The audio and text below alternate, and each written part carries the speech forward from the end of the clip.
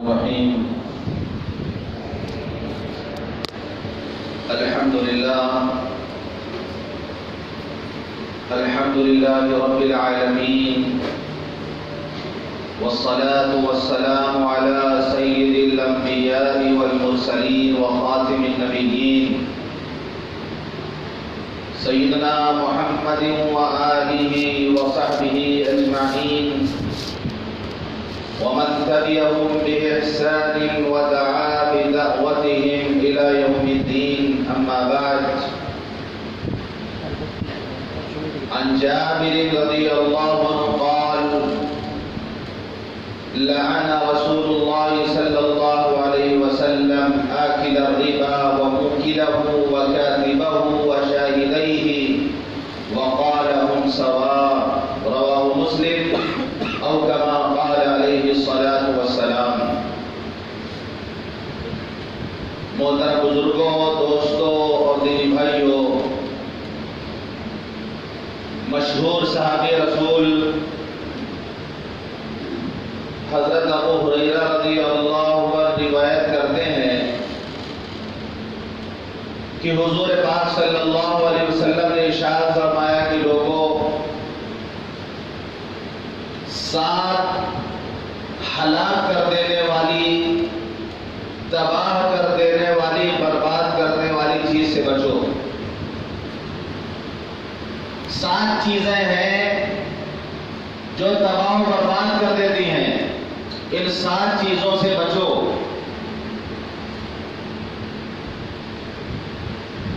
Number 1، شرک سے. ہر گناہ کی معافی اللہ کے ہاں ہے. ہر گناہ کی معافی ہے سوائے شرک کے، کہ کوئی اللہ کی عبادت میں، اللہ کی ذات میں، اللہ کی صفات میں کسی کو شریک کرے. اس کی اللہ کے ہاں معافی نہیں ہے. فرمایا ان اللہ لا یغفر ان یشرک بہ ویغفر ما دون ذلک لمن یشاء، کہ اللہ شرک کو معاف نہیں کرتا، شرک کے علاوہ اور جو گناہ ہے اللہ کو معاف کر دیتا ہے.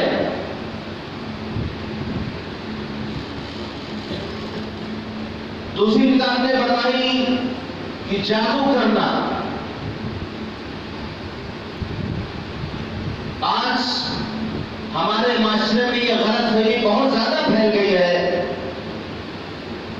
کہ اگر کسی کو کچھ ہوتا ہے، بیمار پڑ جاتا ہے، کچھ دن بیماری لمبی ہو گئی، تو فوراً اس کے ذہن و دماغ میں بات پیدا ہوتی ہے کسی نے ہم پر جادو کرا دیا. اور یہ رائے سب سے پہلے عورتوں کی طرف سے آتی ہے. اس لیے آپ جو جھاڑ پھونک کرتے ہیں جو لوگ، ان کے پاس آپ جائیں گے تو عورتوں کی تعداد آپ کو وہاں پہ زیادہ ملے گی. ہر چیز میں ان کو شبہ رہتا ہے کہ پڑوسن نے جادو کرا دیا اور فلاں نے جادو کرا دیا.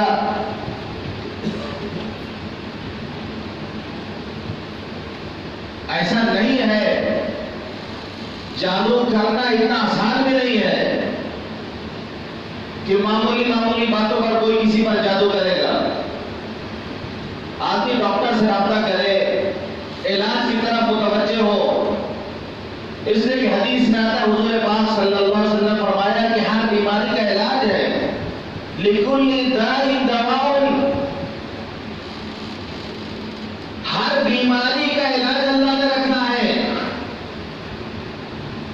اگر ڈاکٹر یہ کہتا ہے کہ لا علاج ہے تو غلط کہتا ہے. وہ کوئی بیماری لا علاج نہیں ہے. ہاں، لا علاج عندی، ڈاکٹر یہ کہتا ہے کہ میری نظر میں لا علاج ہے. ڈاکٹروں کی نظر میں لا علاج ہوگا، لیکن کوئی بیماری لا علاج نہیں ہوتی. ہر بیماری کا علاج ہے. یہ نبی کا قول ہے، لِكُلِّ دَاءٍ دَوَاءٌ، ہر بیماری کی دوا ہے، ہر بیماری کا علاج ہے. لیکن اگر کوئی جادو کرتا ہے یا جادو کراتا ہے تو اس کو جان لینا چاہیے کہ حضور پاک صلی اللہ علیہ وسلم نے فرمایا کہ جو جادو کرے یا جادو کرائے وہ ہم میں سے نہیں ہے. جو جادوگروں کے دروازوں پر جائے وہ ایمان والوں میں سے نہیں ہو سکتا.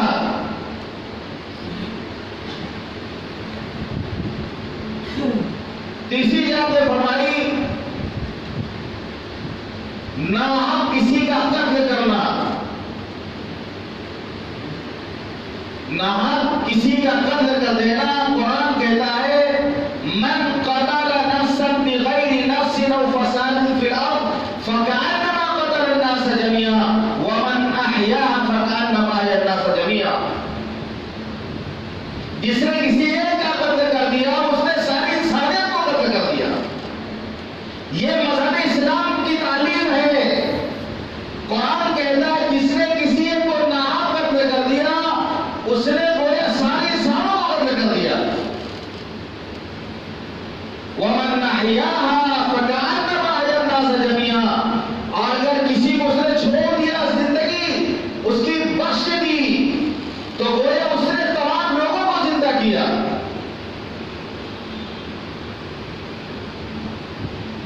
فرمایا القاتل والمقتول کلاہما فی النار. قاتل بھی اور جس کو قتل کیا جائے دونوں جہنمی ہیں. سوچنے والی بات ہے. قاتل تو ہو سکتا ہے لیکن جس کو قتل کیا جائے وہ بھی جہنمی. القاتل والمقتول کلاہما فی النار. قتل کرنے والا اور جس کو قتل کیا جائے دونوں جہنمی. یہ کس شکل اور کس صورت میں ہوگی؟ دو شخص یا دو گروہ کی آپس میں بہت پرانی دشمنی تھی. دونوں کا آمنا سامنا ہوا. ایک نے دوسرے کو قتل کر دیا. ظاہر سی بات ہے دو کی لڑائی میں ایک کو مرنا تھا ایک کو مارنا تھا. لیکن جو مرا ہے اس کا بھی ارادہ سامنے والے کو مارنے کا تھا. اتفاق کی بات جو مر گیا. نیت تو اس کی بھی تھی کہ ہم سامنے والے کو ختم کر دیں. دشمنی چلے گی پہلے سے پرانی دشمنی تھی. ارادہ دونوں کا تھا کہ ہم اس کو ماریں گے. ان میں سے ایک مر گیا ایک مارنے والا ہو گیا تو نیت کی بنیاد پر دونوں جہنم میں جائیں گے. اس نے اگرچہ قتل نہیں کیا مقبول ہو گیا لیکن نیت اس نے بھی قتل کرنے کی تھی. تو فرمایا القاتل والمقتول کلاہما فی النار کہ اگر دو لوگوں میں دشمنی ہو ایک دوسرے کو قتل کرتے دونوں جہنمی. چوتھا آپ نے فرمایا سود کھانے والا. یعنی سود کھانا قرآن کہتا ہے الذین یأکلون الربا لا یقومون الا کما یقوم الذی یتخبطه الشیطان من المس ذلک بأنهم قالوا انما البیع مثل الربا وأحل اللہ البیع وحرم الربا. جو لوگ سود کھاتے ہیں ان کے بارے میں قرآن کہتا ہے کہ جو لوگ سود کھاتے ہیں وہ نہیں کھائے ہوں گے مگر اس شخص کی طرح جس کو شیطان لپٹ کر کے بدحواس کر دے خپتی بنا دے. جیسے کسی پر کوئی شیطان سوار ہو جائے کوئی جن سوار ہو جائے بول بول مانگنے لگتا ہے عجیب عجیب حرکتیں کرنے لگتا ہے وہ بالکل اس کا دماغ خپتی ہو جاتا ہے مدہوش ہو جاتا ہے. قیامت میں سود خور اس طریقے سے ان کا حشر ہوگا. گول پھول پکڑ رہے ہوں گے منہ سے پتہ نہیں کیسے کیسے الفاظ نکال رہے ہوں گے. بالکل جس کو شیطان لپٹ گیا ہو جیسے وہ حرکتیں کرتا ہے ویسی حرکت وہ کر رہے ہوں گے.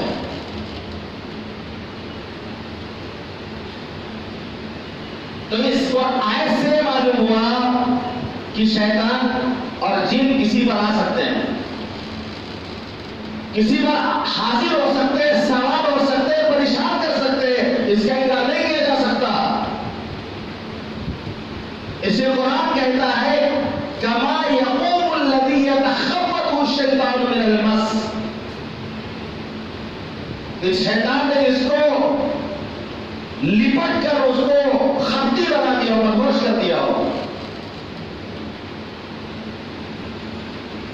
اس کو یہ سزا کیوں دی گئی سود کھانے والے کو کہ وہ مدہوش بالکل رہے گا؟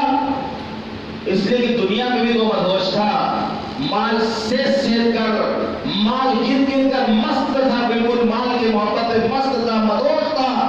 کسی غریب کا اجڑتا ہوا گھر اس کو نظر نہیں آتا تھا، کسی غریب کے آنسو اس کو نظر نہیں آتے تھے. اس کو سود چاہیے تھا، سود وصولتا تھا، ظلم کر کے سود وصولتا تھا، مال کی محبت میں مست مدہوش رہتا تھا. اس کو یہ سزا دی گئی قیامت کے دن جب اس کا حشر ہوگا، وہ مدہوش ہوگا.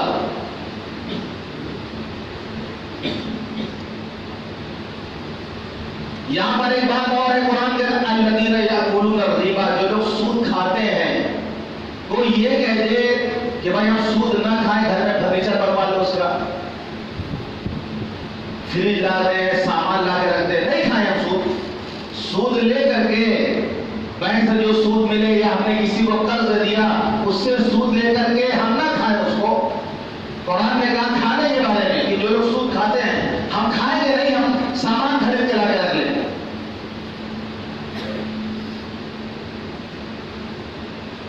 تو اس کا جواب یہ دیا ہے کہ کھانے سے جو چیز تعبیر کی جاتی ہے اس کا مطلب ہوتا ہے مکمل اس نے قبضہ کر لیا اس پر. جیسا ہماری زبان میں کہتے ہیں فلاں آدمی فلاں کا اتنے لاکھ روپے کھا گیا.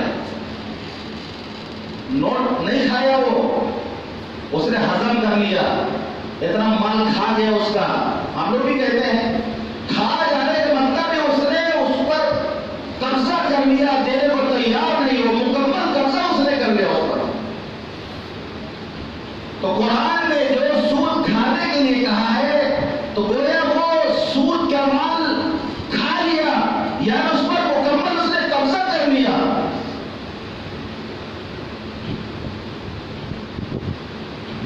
آگے قرآن کیا کہتا ہے؟ ذَلِكَ بِأَنَّهُمْ قَالُوا، ان کو یہ سزا کیوں دی گئی؟ انہوں نے کیا کہا؟ ذَلِكَ بِأَنَّهُمْ قَالُوا إِنَّمَا الْبَيْعُ مِثْلُ الرِّبَا، کہ خرید و فروخت جو ہم کرتے ہیں، دکانداری کرتے ہیں، یہ بھی تو سود کی طرح ہے. نفع تو اس میں بھی ہم کماتے ہیں، نفع سود میں بھی کماتے ہیں، دونوں تو برابر ہو گئے.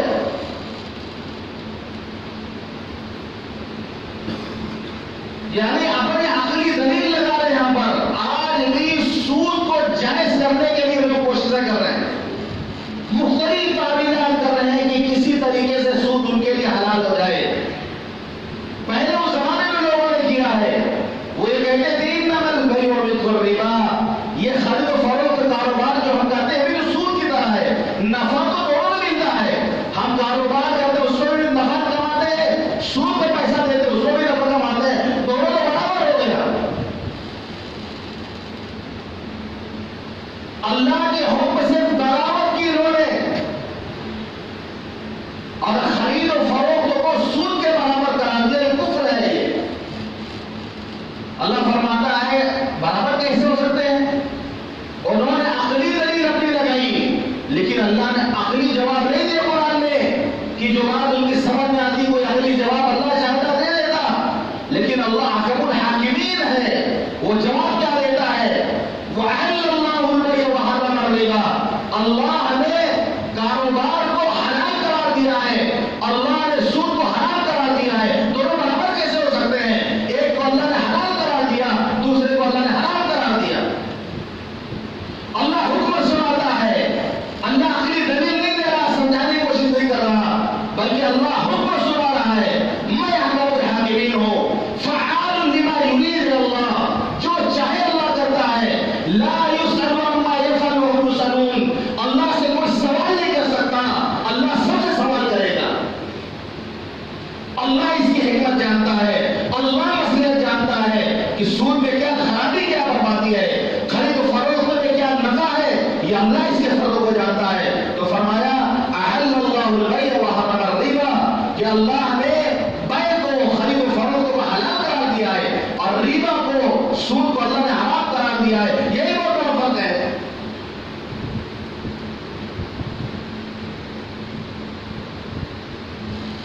تو چوتھی چیز آپ نے فرمائی کہ سود کھانا، اس پر میں اور بھی بات کروں گا۔ پانچویں بات آپ نے ارشاد فرمائی یتیم کا مال نہ کھانا،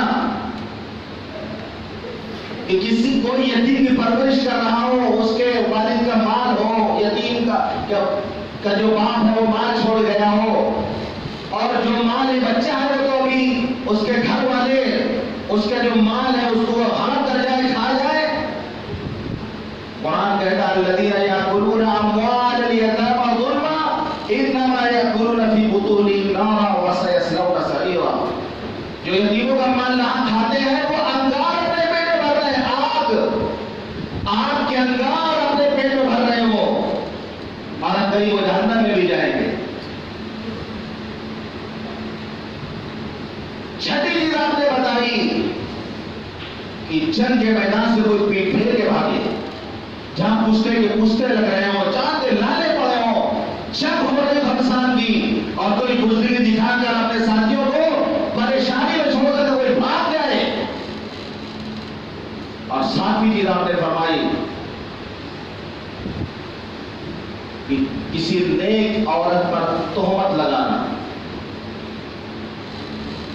قرآن کہتا ہے الذین یرمون المحصنات ثم لم یأتوا بأربعة شہداء، جو نیک عورتوں پر تہمت لگاتے ہیں ان کے لیے ضروری کہ وہ 4 گواہ لائیں۔ شریعت نے ایسی پابندی کی ہے، مثال کے طور پر کوئی شوہر اپنی بیوی پر یا کوئی آدمی کسی عورت پر زنا کی تہمت لگاتا ہے کہ میں نے زنا کرتے دیکھا اس کو، اس کا کہنا کافی نہیں ہوگا، اس کی بات نہیں مانی جائے گی، اس سے کہا جائے گا 4 گواہ لاؤ، 4 گواہ۔ ظاہر سی بات ہے آدمی گناہ کرے گا تو کمرہ بند کر کے کرے گا، چھپ کے کرے گا، تو 4 گواہ کہاں سے لائے گا وہ؟ اتنا آسان نہیں ہے کہ 4 گواہ لے کے آئے ہو، اس کا کہنا کافی نہیں ہوگا۔ یہ نہیں کہ منہ اٹھا کے جس عورت پہ جہاں نے تہمت لگا دی، الزام لگا دیا، بہتان لگا دیا، اس کے لیے گواہ لانا پڑے گا۔ اگر 4 گواہ نہیں لائے ہو اور اسلامی قانون ہوگا فَجْلِدُوهُمْ 80 جلدہ، 80 درے اس کو مارے جائیں گے۔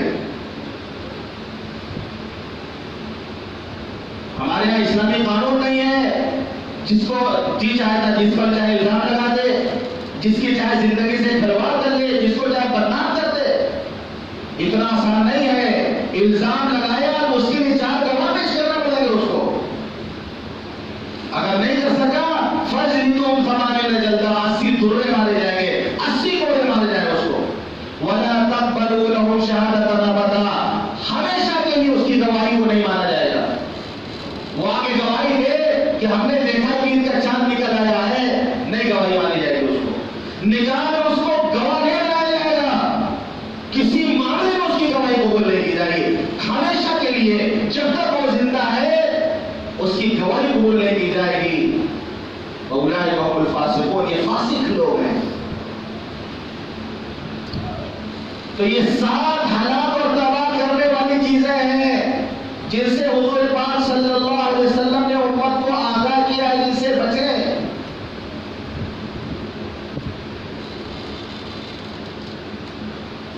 یہ روایت بخاری شریف مسلم شریف کی تھی۔ بخاری شریف میں ایک روایت ہے کہ حضرت سمرہ جندب رضی اللہ عنہ روایت کرتے ہیں کہ حضور پاک صلی اللہ علیہ وسلم کا معمول تھا کہ فجر کی نماز پڑھ کر ہم لوگوں کی طرف متوجہ ہو جاتے، صحابہ کرام کی طرف متوجہ ہو جاتے، اور آپ پوچھتے تھے کسی نے اگر کوئی خواب دیکھا ہو تو بتائے۔ اگر کوئی خواب دیکھتا تو بتا دیتا، آپ اس کی تعبیر بتا دیتے۔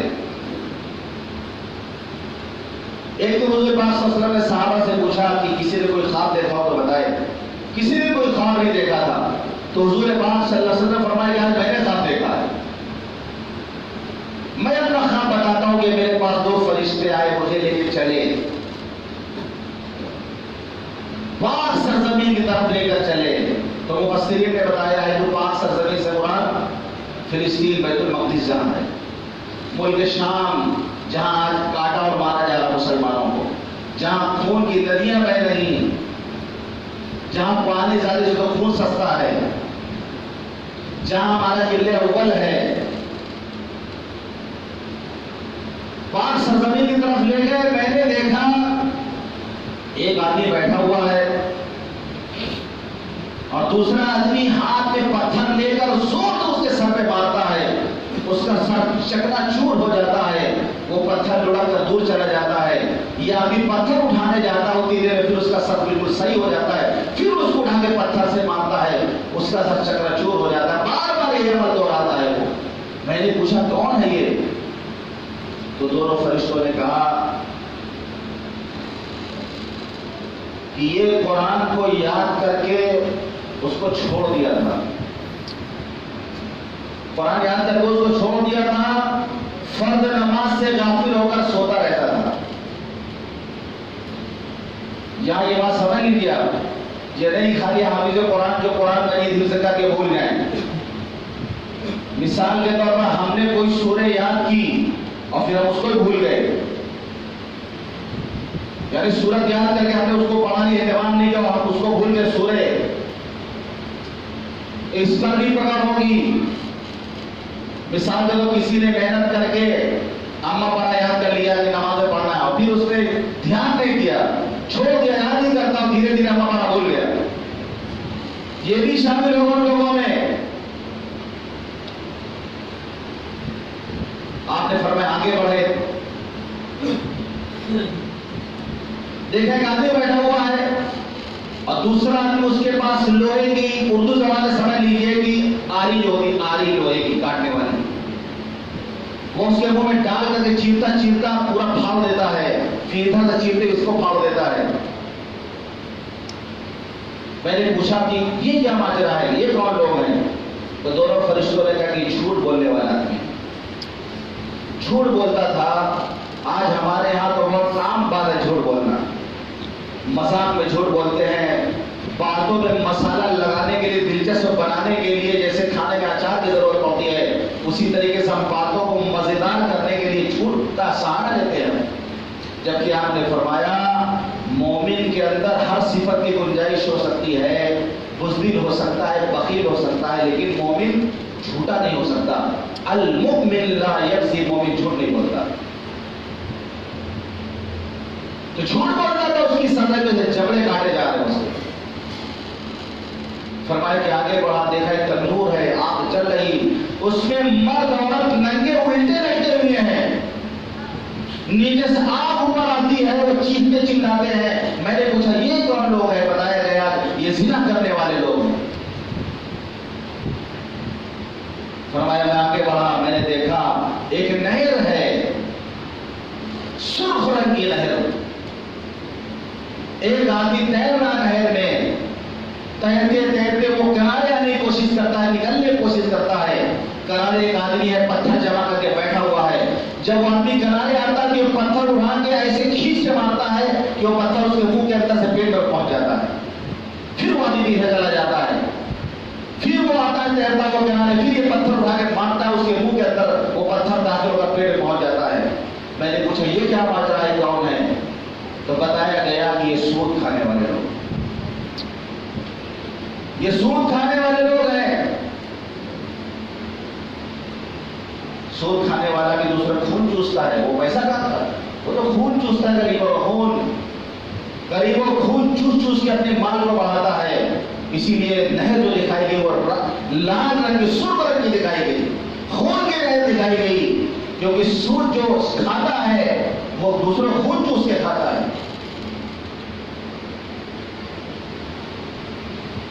آپ نے فرمایا 4 قسمیں کے لوگ ایسے ہیں کہ اللہ نے اپنے اوپر لازم کر لیا ہے کہ ان کو جنت میں داخل نہیں کرنا، جنت کی نعمتوں سے ان کو محروم رکھنا ہے، لازم کر لیا اللہ نے اپنے اوپر.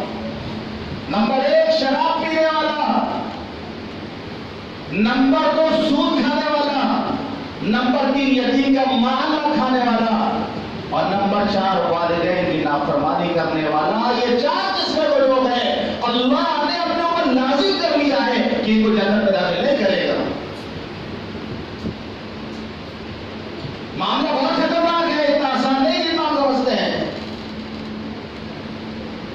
کی بات ہے کہ مسلمان کون؟ مسلمان جس کو ڈرایا گیا ہو سود سے، جس کو قرض دینے کی فضیلت بتائی گئی ہو، غریبوں پر رحم کھانے، ترس کھانے کے فضائل بیان کیے گئے ہو، وہ سود میں کیسے چلے؟ ایک کلمہ پڑھنے والا حضور پاک صلی اللہ علیہ وسلم کا امتی، جو نبی ساری امت کے لیے رحمت بن کر کے آئے تھے، اس نبی رحمت کا امتی اتنا سنگین ہو جائے کہ کسی کا آنسو اس کو نظر نہ آئے، کسی کی پریشانی اس کو نظر نہ آئے، کہ اگر کسی پریشان حال کی مدد بھی کرتا ہے تو اس سے نفع کی امید رکھتا ہے وہ کہ اس سے ہم کو جو سود ملے گا اور اس سے سود وصول کرے گا۔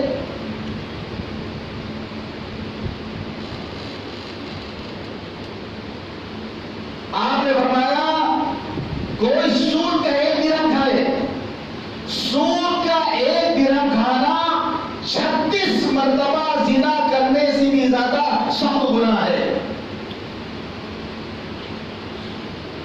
1 درہم سود کھانا 36 مرتبہ زنا کرنے سے بھی زیادہ سخت گناہ ہے۔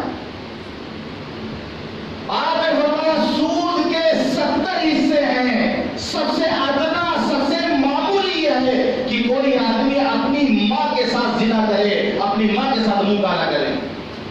سب سے ادنا 70 حصے سود کے ہے، سب سے ادنا درجہ یہ ہے کہ آدمی اپنی ماں کے ساتھ منہ کالا کرے۔ پھر 20 کا اور اوپر کا کیا حال ہوگا؟ یہ ادنا درجہ ہے۔ آپ نے فرمایا جس بستی میں بدکاری اور سود کا کاروبار پھیل جائے، اس بستی والوں نے اللہ کے عذاب کو دعوت دے مہنگا کر دیتا ہے۔ فرمایا جس قوم میں رشوت کا چلن ہو جائے، اللہ اس کے دشمنوں کو روب اور دبدبے کو ان کے دلوں میں ڈال دیتا ہے۔ ہر وقت دشمنوں کو خوف لگا رہتا ہے۔ معراج کی رات میں آپ نے دیکھا، فرمایا کہ میں معراج کی رات میں نے دیکھا کہ کچھ لوگ ہیں جن کے پیٹ مکان کی طریقے سے ہیں، پھول کر کے بڑے بڑے مکان کی طرح ہو چکے ہیں، گھر کی طرح ان کے پیٹ ہیں، کمرے کی طرح ان کے پیٹ ہیں، اور اندر سانپ بھرے ہوئے ہیں جو باہر سے نظر آ رہے ہیں، اندر سانپ بھرے ہوئے ہیں جو باہر سے نظر آ رہے ہیں۔ میں نے پوچھا جبریل یہ کون لوگ ہیں؟ فرمایا سود کھانے والے لوگ۔ کوئی سود کھا رہا، اس کی شکل یہ دکھائی گئی، اس کے پیٹ میں سانپ دوڑ ہے، سانپ۔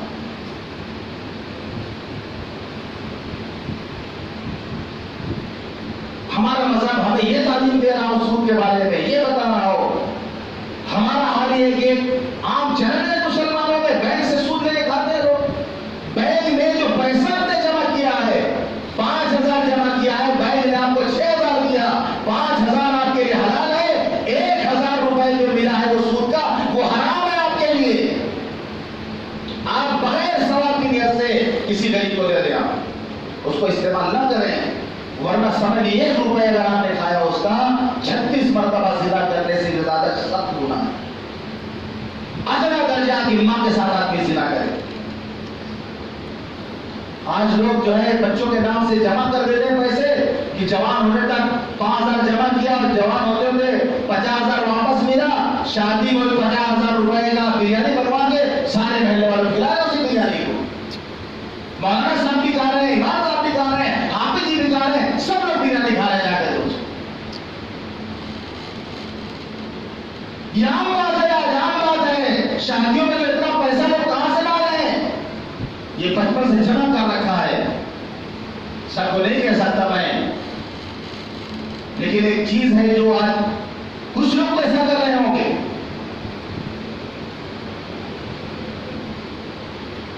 خدا کے واسطے سود جیسی لعنت سے معاشرے کو پاک کریں، بائیکاٹ کرو لوگوں کا جو سود کے پیسے چلاتے ہیں، ان کا شادیوں میں نہ جائیں، ان کا شادیوں کی دعوتوں میں آپ نہ جائیں۔ جو لوگ شادیوں میں فضول خرچی کرتے ہیں، آپ ان کی شادیوں کو بائیکاٹ کریں۔ جو غریبوں کا دل دکھاتے ہیں، بے جا نمائش کرتے ہیں، دکھاوا کرتے ہیں، اپنے ناموری کے لیے بائیکاٹ کریں محلے والے ایسے لوگوں کا جو شادیوں میں فضول خرچی کرتے ہیں۔ لیکن ہمارا حال بریانی ہے، سب سے آگے بریانی کے نمبر تو ہمارا لگتا ہے جا کر.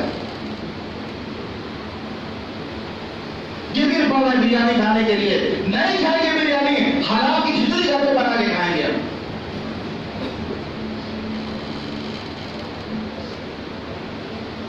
اگر ہم چاہیں، معاشرہ چاہے تو دن میں ایسے لوگ گزر جائیں. 2 دن میں کوئی ایسا ہوتا ہے جو اس طرح کرتا ہے، معاشرہ بائیکاٹ کرتے ہیں ایسے لوگوں کا. 1 دن میں اوقات میں جائیں گے ایسے لوگ. سود خوروں کے ہاتھ جا کے دیکھیے، عورتیں لین لگا رہی ہے، مرد لین لگائیں گے، دروازے گالی آگے بڑھ رہے ہیں. وہ جب ان کی تاریخ کی متعین ہوئی آ گئے دروازے پر سود لینے کے لیے. سود خوروں کا انجام یہ بھی ہے کہ اسی انسان نفرت کرتا ہے. سود خوروں کا انجام یہ بھی ہے کہ انسان اس سے محبت نہیں کرتا، اسے نفرت کرتا ہے. ایک نحوست ان کے چہرے پہ ہوتی ہے سود خوروں کی. ہماری تعلیم تو یہ، اسلام کی تعلیم تو یہ ہے کہ حضور پاک صلی اللہ علیہ وسلم نے فرمایا کہ اگر کسی نے کسی کو قرض دیا ہے اس کو مہلت دے دے یا اس کو معاف کر دے اس کے قرضوں کو، اللہ قیامت کی تکلیفوں سے اس کو بچائے گا. آپ نے فرمایا اگر کسی نے کسی کو قرض دیا ہو، اگر اس کے پاس نہیں ہو رہا تو مہلت دے دے، نہیں ادا کر پا رہا تو معاف کر دے. اللہ قیامت کے دن اپنی سائے رحمت میں اس کو جگہ دے گا. کسی نے کسی کو قرض دیا، آپ نے فرمایا اگر اس کو مہلت دے دے، وقت پہ نہیں دے پایا ہے بیچارہ، ہو سکتا ہے کوئی حالات آ گئے ہو، اس کو مہلت دے دے. اگر اس کو مہلت دے دیتا ہے تو روز آنا اس کو صدقہ کرنے کا ثواب ملے گا. آپ نے صدقہ نہیں کیا پیسہ، لیکن کسی تنگ دست کو آپ نے مہلت دے دیا قرضے کے معاملے میں، اللہ تعالیٰ صدقے کا ثواب روزانہ آپ کو دے گا. یہ ہمارے مذہب کی تعلیم ہے. اتنی اعلیٰ تعلیم ہمارے مذہب کی ہے. مسلمان آج تعلیمات کو چھوڑ کر وہ سود کرانے میں گرفتار ہو. آپ نے فرمایا، میں نے حدیث پڑھی ابھی مسلم شریف کی، آپ نے فرمایا لعن رسول اللہ صلی اللہ علیہ وسلم کہ حضرت جابر رضی اللہ فرماتے ہیں کہ حضور پاک صلی اللہ علیہ وسلم نے لعنت کی آکل الربا، سود کھانے والے پر، وموکلہ، اس کو کھلانے والے پر، وکاتبہ، اس کو لکھنے والے پر، وشاہدیہ، گواہ بننے والے پر. وقال ہم سوال، فرمایا گناہ میں سب برابر کے شریک ہیں. فرمایا گناہ میں سب برابر کے شریک ہیں. سود آپ کھائیں یا دوسروں کا سود لے کر کے ان کو سود دے تاکہ وہ سود کھائے.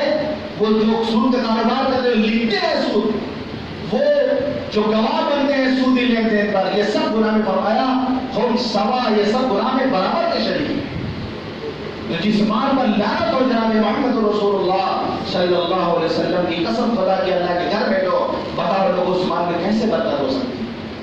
اس مال میں کیسے برکت ہو سکتی ہے جس میں حضور پاک صلی اللہ علیہ وسلم نے لعنت فرمائی ہو؟ اس لیے خود بھی ان چیزوں سے بچیں. اللہ کرے کہ ہمارے معاشرے میں ایسے لوگ پیدا ہوں، ایسے مالدار جو بغیر سود کے طریقوں کی مدد کرنے والے بنے، تاکہ سود خور جو ہے ان کا بائیکاٹ ہو سکے اور ان کو ہم اپنے سے اس معاملے میں دور کر سکیں. اللہ تعالی ہم سب کو کہنے اور سننے زیادہ عمل کرنے کی توفیق عطا فرمائے. وآخر دعوانا